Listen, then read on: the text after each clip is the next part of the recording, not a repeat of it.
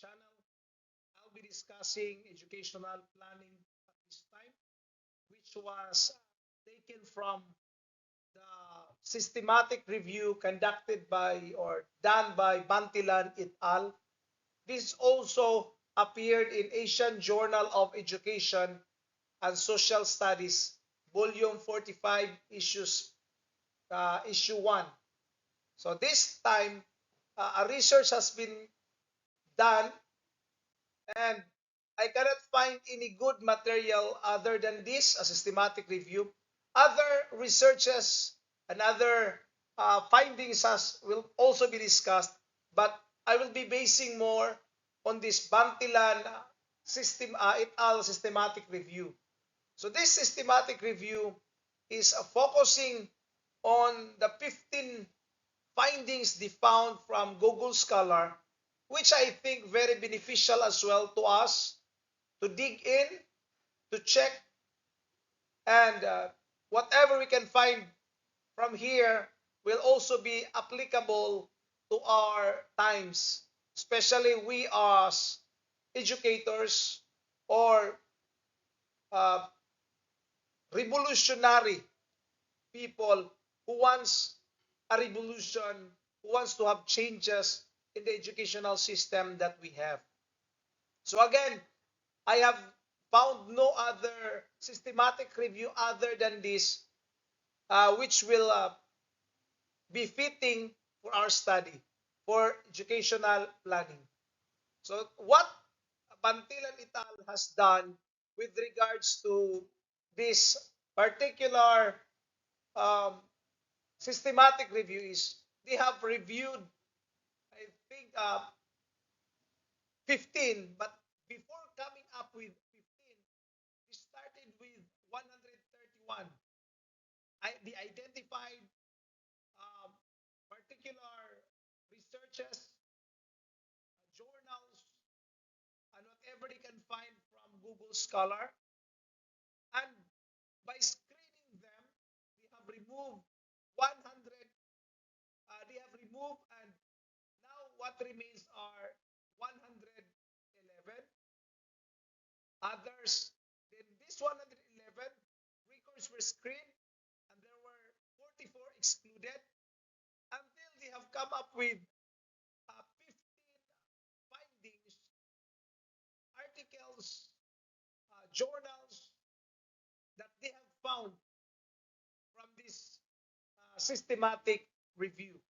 And we will look deeper to these 15 findings, 15 books, 15 uh, journals or articles written with regards to educational planning.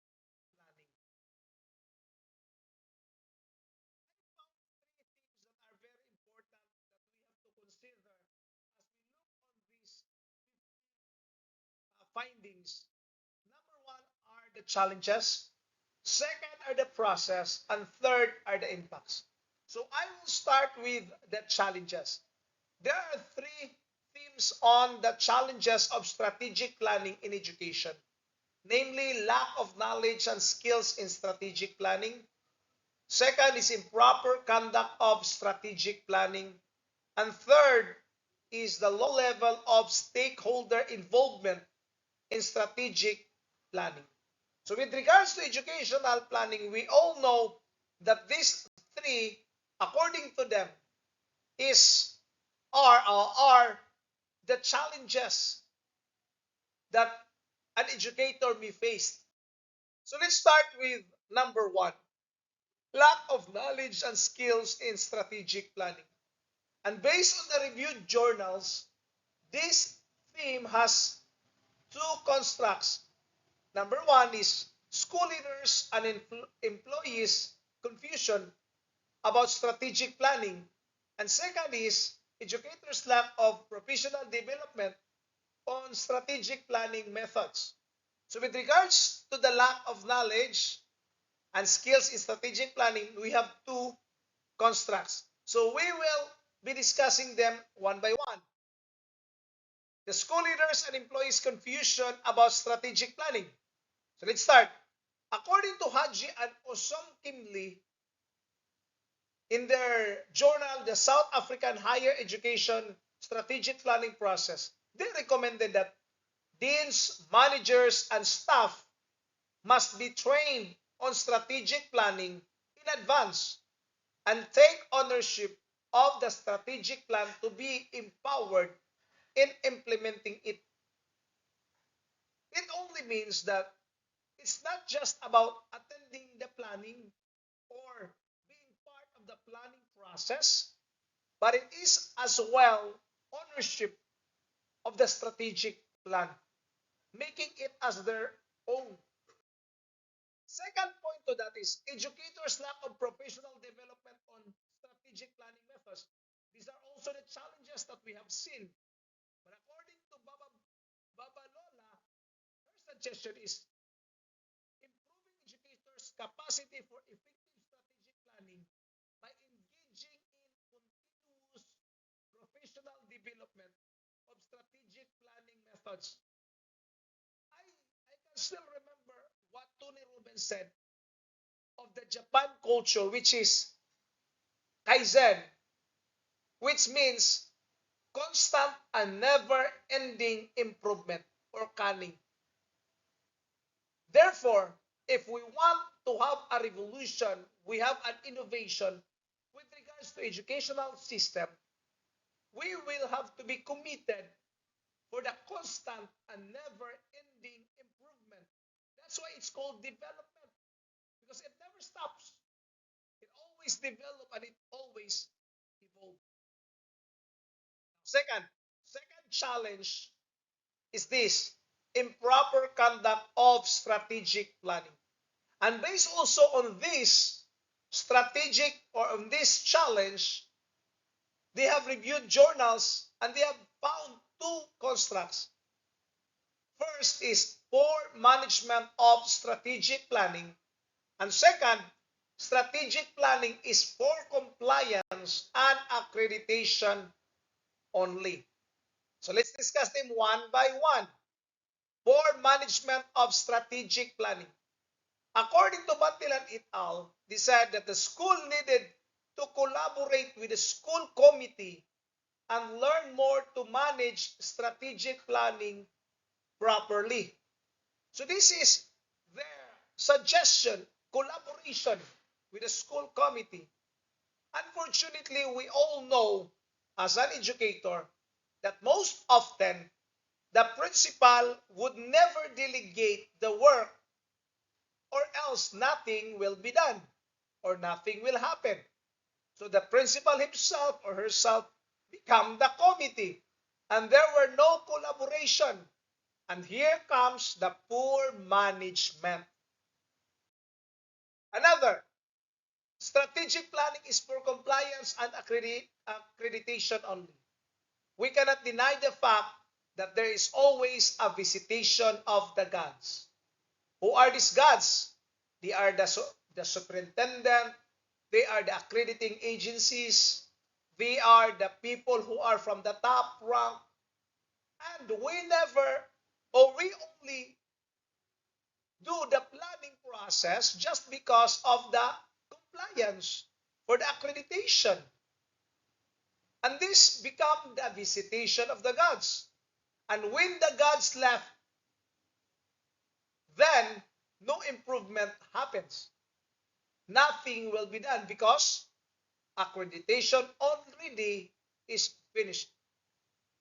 That's why, according to Mantilan et al., they said, intensive training for all school role players must be a requirement to avoid the purpose of compliance and accreditation only. They said intensive training for all the role players. The question is, how is the intensive training happens in the Department of Education? This is not questioning about the validity or how good the training process is. But how about the attendees? Are they not there just because of the service credit they receive because of attending such seminar or such training? Are they not provided with a good accommodation, hotel accommodation, good food and transportation allowance? Are they not given a certificate of attendance or certificate of appearance just because they know that this certificate will be used for service credits that they can that can be useful for absences in the future? So again, I am still in doubt how would it happen or how what we cannot do with regards to intensive training. But if we as the role players put it in heart, the first mention being ownership, having the ownership of the strategic plans, then probably there will be changes. Again, this is not yet the end because I am still speaking about the challenges. And later on, I will be moving on the process as well as on the impacts. The third challenge is this: low level of stakeholder involvement in strategic planning. Based on the reviewed journals, this theme has two constructs also.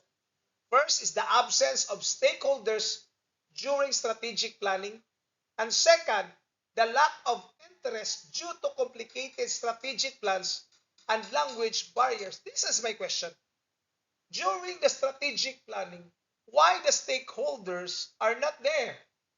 Maybe, just maybe, it takes so much time and they are not paid for doing so. Maybe the stakeholders don't have really that capacity to contribute with a strategic planning. Or again, maybe the stakeholders are too busy doing their personal stuff that they don't have enough time to contribute for this strategic planning. Another maybe that we have to look into is the lack of interest because it's complicated.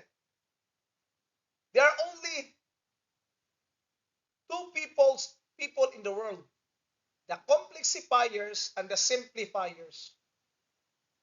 Those people who look at simple things and say, it's so difficult, I don't know how can it be done. They are the complexifiers. They are the people who see complicated things in the simple things. And there are also people who see who are able to mix or to simplify the complex things, and they are called the simplifiers. But with regards to educational planning, most of the time it is what we call complex. It's complicated. It's not easy. It's not difficult, but it's not easy. And because of that, most of the stakeholders will lose the interest in doing so. And sometimes the stakeholders could not uh, participate because most of those who are involved in strategic planning are the ones who are proficient in English. And most of our stakeholders, the parents, the barangay council, are not really that good with English speaking, which would hinder also with the planning system. Di ba di pwedeng magbinisaya na lang ta? And that would be most of the clamor that you will hear from the stakeholders. Now, let's go to the process. Now, the process, themes on the process of strategic planning education, they have three that has been given that could probably solve or resolve the issues on the challenges. Number one is considering organizational vision, mission, goals, and objectives, or the VMGO.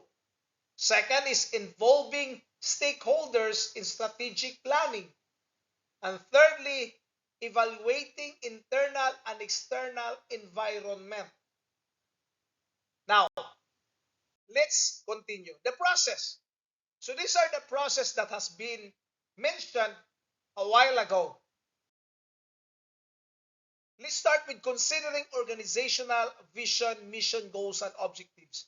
Based on this reviewed journal, this theme has two core ideas. The first idea is that focusing on vision and mission as basis in strategic planning. And second is setting goals and objectives at the beginning. Now, look at this. Look at this. Every organized institution always have the VMGO. And VMGO become the anchor which a plan should be based.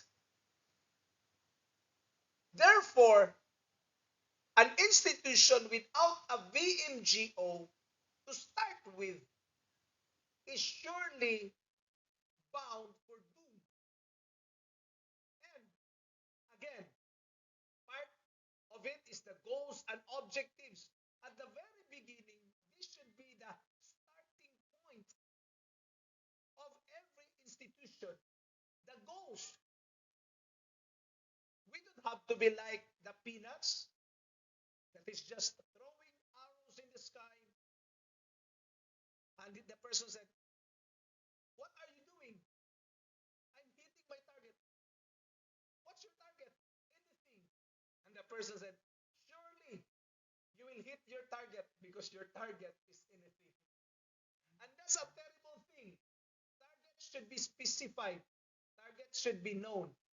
The same is true with the goals and objectives should be determined at the very second of the process is involving stakeholders in strategic planning.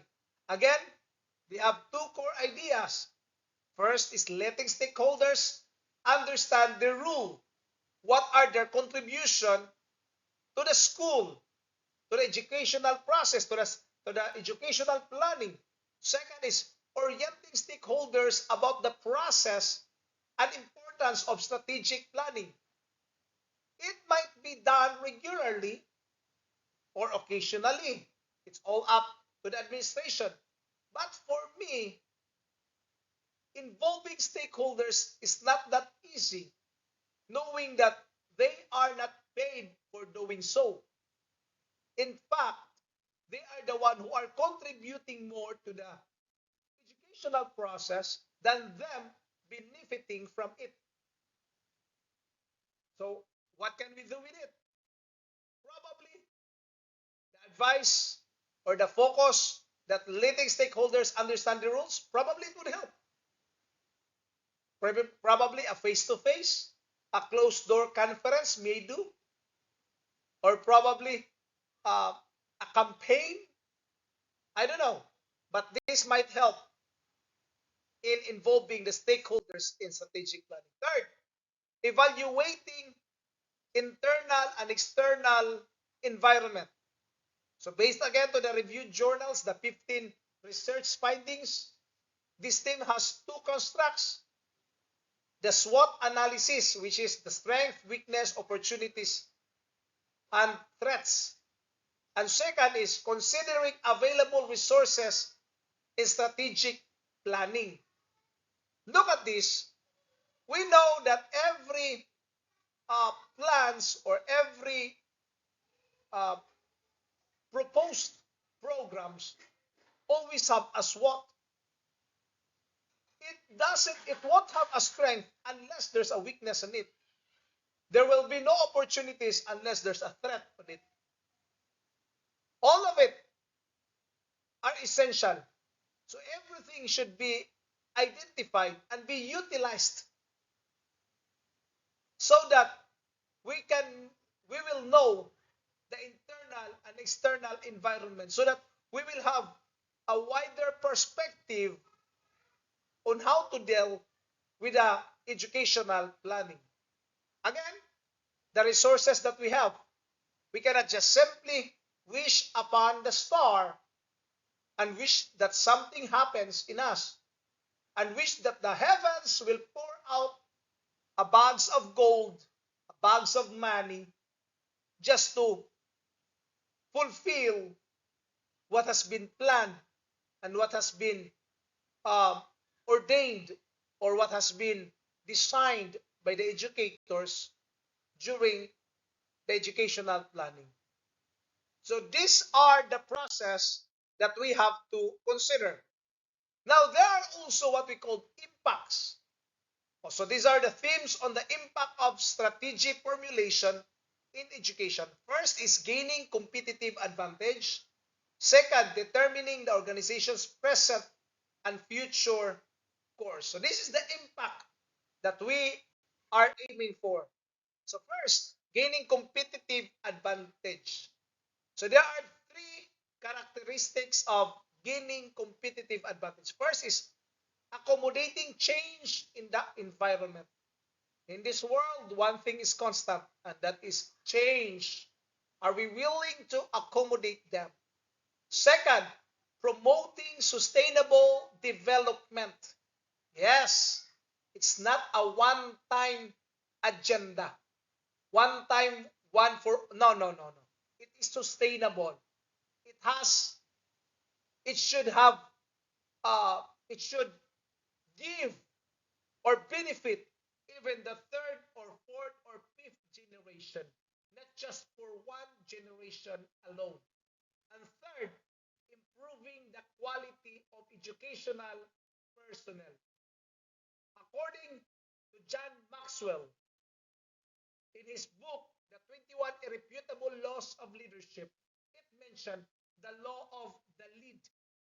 When the leader goes up, so is the company or the people they are leading.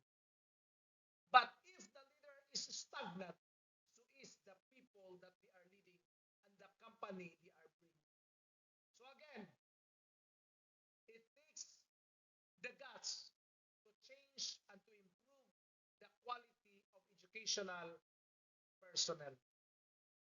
Second, determining the organization's present and future courses. So these have two characteristics. First is improving organizational performance, and second is defining organizational objectives. This is not an individual goal. This is not a lone ranger adventure. This is a corporate. This is organizational. Therefore, every individual must have the kind of attitude thinking of the organization first rather than of themselves. And every individual should define what is the objectives of the entire organization, not bringing on his personal agenda, which will lead to the destruction of any organization when a personal agenda will be and brought to the organization and become the agenda of the entire organization. That would be a disaster. And I think that's all. And I have here the references that you can check on. Al-Qadri, Flanders, Austin, Moran, Tarifi, yeah, and all of these you can check. And I am so happy to have this opportunity to share this with you. And I do hope I have a clear voice. I've been checking all my stuff to check whether this is working or not. But again, this is the best that I can do. Thank you once again for listening, and may the Lord bless you